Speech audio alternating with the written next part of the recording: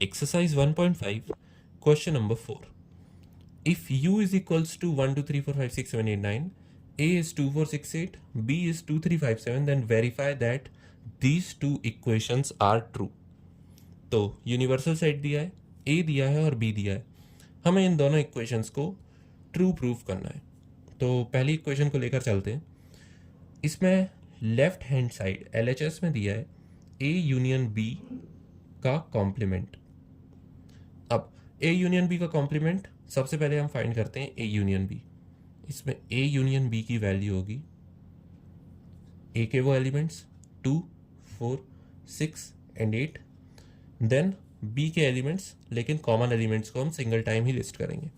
B में already 2 है तो 2 सिंगल टाइम हो चुका है, और इस सेट में 3 नहीं है तो B का 3 इस सेट में आ जाएगा. देन इस सेट में 5 भी नहीं है तो B का 5 आ जाएगा, और इस सेट में 7 भी नहीं है तो B का 7 आ जाएगा. तो अगर हम इसे अरेंज करें तो ये एलिमेंट्स होंगे 2, 3, 4, 5, 6, 7 and 8. Now A union B का कॉम्प्लीमेंट, A यूनियन B का कॉम्प्लीमेंट ये हमें फाइंड करना है. इसका मतलब A यूनियन B में जो एलिमेंट्स हैं उन एलिमेंट्स को छोड़कर जितने एलिमेंट्स यूनिवर्सल सेट में प्रेजेंट हो. सो इसमें है 2 से लेकर 8 तक एलिमेंट्स प्रेजेंट. तो यूनिवर्सल सेट का 1 और 9 आएगा सिर्फ A और B के कॉम्प्लीमेंट में, तो ये आ जाएगा 1, 9. तो LHS में हमें वैल्यू मिली है 1, 9. अब RHS को देखते हैं. यहाँ पर है A complement intersection B complement, A complement intersection B complement. तो सबसे पहले मैं फाइंड करता हूँ A कॉम्प्लीमेंट. A कॉम्प्लीमेंट मतलब A के एलिमेंट्स को छोड़कर जितने एलिमेंट्स यूनिवर्सल सेट में हो. यहाँ पर है 2, 4, 6, 8, तो यूनिवर्सल सेट का वैल्यू आएगी 1, 3, 5, 7 एंड 9. यहाँ पर ऑड नेचुरल नंबर्स थे तो इसके मतलब यहाँ पर इवन नेचुरल नंबर्स थे तो इसके ऑड नेचुरल नंबर्स A के कॉम्प्लीमेंट में आ गए. नाउ B का कॉम्प्लीमेंट,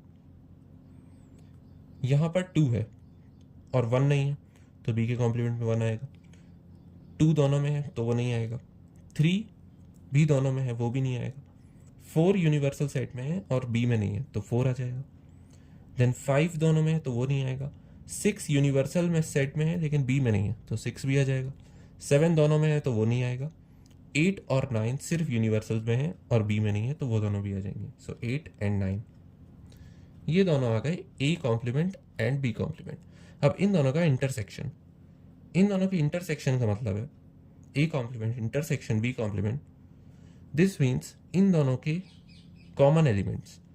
तो A और B में सबसे पहले तो 1 कॉमन है, देन 3 और 4 इक्वल नहीं है, 6 और 5 इक्वल नहीं है, 7, 8 इक्वल नहीं है, सिर्फ 9 इक्वल है. So 1 and 9. A intersection B complement में आ गया 1 और 9. अब LHS और RHS अगर इक्वल होंगे तो ये इक्वेशंस ट्रू है. LHS में है 1 और 9, RHS में भी है 1 और 9. Therefore we can say that LHS is equals to RHS. So these equations are true. और ये इक्वेशन एक थ्योरम भी है जो हम याद कर सकते हैं, जो हमें आगे क्वेश्चंस को सिंप्लीफाई करने में हेल्प करेगी. तो ये एरो मैंने गलत बना दिया, इसको मैं हाईलाइट कर देता हूँ कि ये याद रखने वाली इक्वेशन भी एक है. सेकंड, A इंटरसेक्शन B का complement should be equal to A complement union B complement. अगर देखा जाए तो ये वाली जो इक्वेशंस है इसमें बस इंटरसेक्शन और कॉम्प्लीमेंट इंटरचेंज हो गए, मतलब इसमें बस यूनियन और कॉम्प्लीमेंट इंटरचेंज हो गए. तो मुझे लगता है ये इक्वेशन भी ट्रू आएगी. एक्चुअली ये दोनों ही थ्योरम्स हैं तो ये दोनों तो ट्रू ही हैं यूनिवर्सली. किन्हीं भी दो सेट्स पर अगर हम ये यूनियन और इंटरसेक्शन का पेयर विद दिस कॉम्प्लीमेंट बिठाएंगे तो वो दोनों इक्वल आएंगे. बस हमें इन थ्योरम्स को इन सेट पर अप्लाई करके देखना है कि इन सेट के क्या रिजल्ट्स आ रहे हैं. सो LHS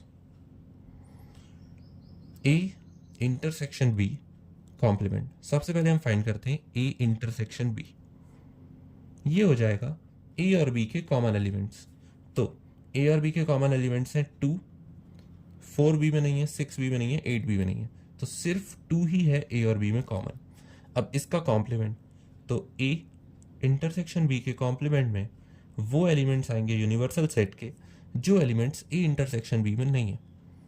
तो 2 को छोड़कर बाकी सारे एलिमेंट्स ए इंटरसेक्शन बी में है, मतलब 2 ही एक अकेला एलिमेंट है जो ए इंटरसेक्शन बी में है, उसको छोड़कर बचे सारे एलिमेंट्स यूनिवर्सल सेट में है, तो उसे छोड़कर इसके कॉम्प्लीमेंट में वो सारे एलिमेंट्स आ जाएंगे। सो 1 3 4 5 6 7 8 and 9, these all are the elements of A intersection B complement. Now we have RHS, तो यहाँ पर है A complement union B complement। सबसे पहले हम फाइंड करते हैं A complement। एक्चुअली ये हम ऑलरेडी निकाल चुके हैं, तो हम ये डायरेक्टली लिख सकते हैं 1 3 5 7 and 9। देन B complement, ये भी हम ऑलरेडी फाइंड कर चुके हैं, विच इज़ 1 4 6 8 and 9। अब A और B के कॉम्प्लीमेंट का यूनियन करना है, A complement union B complement. तो सबसे पहले इसमें आएंगे A कॉम्प्लीमेंट के elements 1 3 5 7 and 9। Then B complement के सारे एलिमेंट्स आएंगे, लेकिन कॉमन एलिमेंट सिंगल टाइम आएंगे। तो 1 इसमें ऑलरेडी है तो वो नहीं आएगा, 4 आ जाएगा, 6 आ जाएगा, 8 आ जाएगा, और 9 भी इसमें ऑलरेडी है तो वो भी नहीं आएगा। अब अगर इसे हम थोड़ा अरेंज करें तो ये होगा 1 3 4 5 6 7 8 and 9।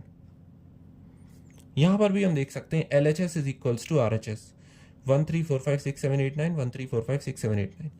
Therefore, if LHS is equals to RHS, then these equations are true. So, these two theorems are applicable for any two pair of sets. So, this is the answer.